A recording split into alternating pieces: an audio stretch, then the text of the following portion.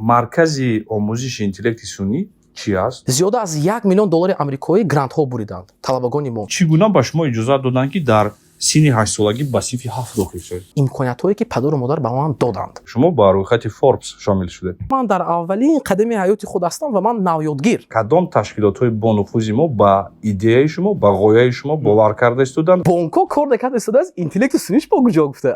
мутахассисони соҳаи интеллекти сунъӣ дар бозори меҳнат чӣ қадар муомила мегиранд? ва пул ба киссаи ман ё ба киссаи дигар коргар намеравад. истеъдод ва меҳнатро шумо чӣ гуна шарҳ медиҳед? чихе одам бояд Стэнфордро партофта равад. ман шогирди на шумо таҷриба бегоҳи экзамен дохил мешуда ка. $500 доред ва ҳол дар ягон ҷо кор намекунед. корро чӣ гуна оғоз мекардед дар омал? имконият ҳаст ки фоизи қарзҳоам поён шавад агар системаи мо дар ҳаҷми системавӣ ворид шавад.